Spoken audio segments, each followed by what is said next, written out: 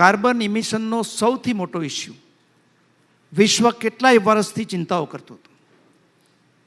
અને આપણે એવું હતું કે આ કાર્બન ઇમિશનને કારણે આપણે પૃથ્વીને, ગ્લોબને જીવવા જેવી રહેવા દેશું કે કેમ, એ સવાલ હતો.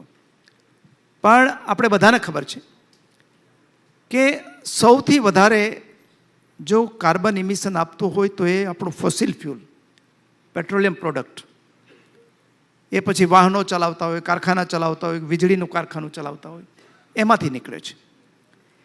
એને રિવર્સ કરવાનું પહેલું કામ આપણા યશસ્વી પ્રધાનમંત્રી નરેન્દ્રભાઈએ 2015માં શરૂ કર્યું. કલ્પના નહોતી કે આપણે આ સ્ટેજે લઈ જઈ શકીશું. પેરિસ ગયા અને ઇન્ટરનેશનલ સોલાર એલાયન્સ બનાવ્યું આપણે. પહેલાં ફ્રાન્સ અને આપણે 2 જ સભ્યો બન્યા.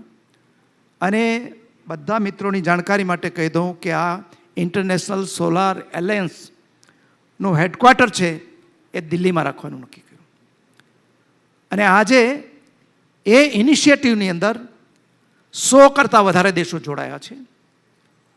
અને ટેકનોલોજીથી માંડીને જ્ઞાનનું આદાન પ્રદાન તો કરીએ છીએ, પણ જે લક્ષ્ય નક્કી કર્યું છે આપણે કે 500 ગીગાવોટ નોન ફોસિલ ફ્યુલમાંથી આપણે એનર્જી ઊભી કરવી છે. અને 1 અબજ ટન આપણે જે કાર્બન ફૂટપ્રિન્ટ છે દર વર્ષે આપણે ઘટાડવી છે. એ ટ્રેન્ડ સેટ કર્યું. એટલું જ નહીં, વિશ્વને સંમત કર્યું અને ભારતે એની લીડરશિપ લીધી. અને એને કારણે આજે ભારત છે રિન્યુએબલ એનર્જીની અંદર વિશ્વની અંદર નંબર 1 બનવા જઈ રહ્યું છે. અને આપણે ગુજરાત પણ એમાં વિશ્વની અંદર નંબર 1 છે. આજે 500 ગીગાવોટમાંથી 100 ગીગાવોટ રિન્યુએબલ એનર્જી ગુજરાત પેદા કરશે. અને આજે આપણે લગભગ 55% હિસ્સેદારી એની અંદર આજે ધરાવીએ છીએ.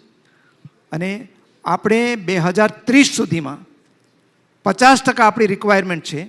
આજે 55% સુધી પહોંચી ગયા છે. 50% દેશની છે, એ આપણે આ રિન્યુએબલ એનર્જીમાંથી મેળવતા થઈશું.